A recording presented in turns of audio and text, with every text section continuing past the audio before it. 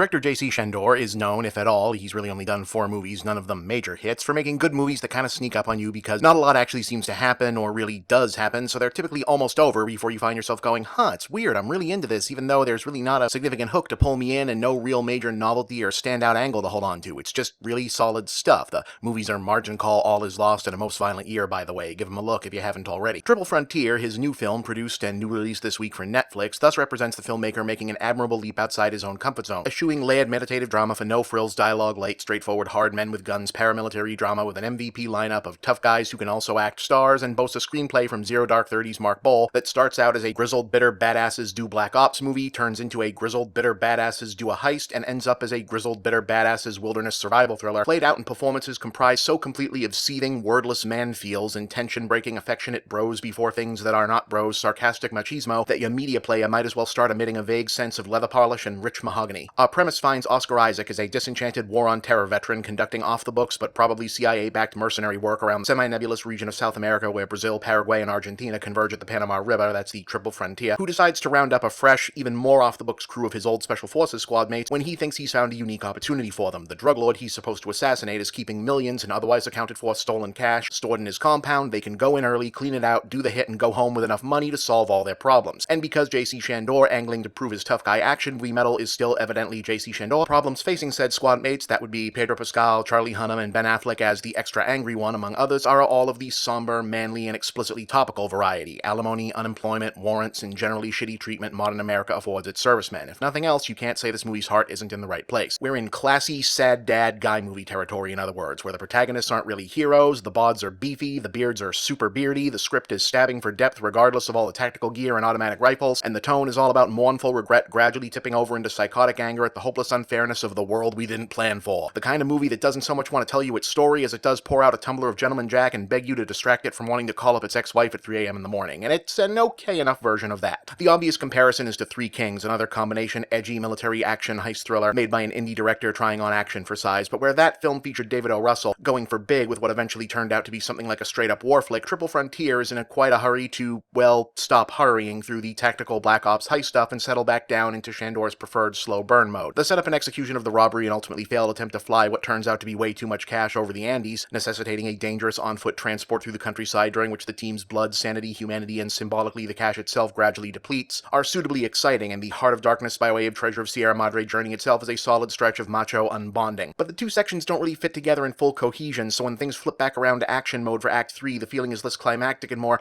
oh, this was supposed to be bookended? But that's not to say that any of this is bad, just that you keep waiting for it to take off, and it mostly just stays in the merely respectable lane until it gets to the end. I really liked that there was an air of inevitability about the whole affair. Instead of leading off with how easy everything will be, and then springing disaster like a contrived surprise, all anyone can talk about is how bad and dangerous an idea this is, and how certain characters have no business being back in the field because they're going to lose their shit and do something stupid, and it turns out to be a bad, dangerous idea, and certain characters immediately lose their shit and start doing things that are stupid. But that also means there's not a ton of long-term story tension, especially if you've seen one covert mission movie, one heist movie, or one tough guys going nuts in the jungle movie before this, and while it's interesting watching Chandor experiment with his quietly observational style in such starkly different context, a problem with applying deliberate grounded dramatics to the skeleton of an action script about men of few words walking a mostly straight path is that if they aren't going to blow things up or engage in meaningful conversation, there's not that much for them to do between set-piece moments where various quantities of money are spent, scattered, or otherwise cast aside as heavy-handed symbolism for the more esoteric tangible losses. The main saving grace is that it's a decently paced, handsome-looking production, especially for a Netflix original, and the actors deliver the kind of rock-solid results you can expect from this lineup, Isaac and Affleck especially, reminding everyone that they can rise above even thin material when they want to. Triple Frontier isn't a particularly memorable or deep film, and maybe it's not trying to be either, but as a classy tier, tough guy melodrama, it gets the job done, and I admire its attempt to balance empathy for how badly warfighting damages these guys, with also casting a cynical eye on how messed up every aspect of their situation in the world and their effect thereupon is. 6 out of 10, I didn't love it, but I respected it.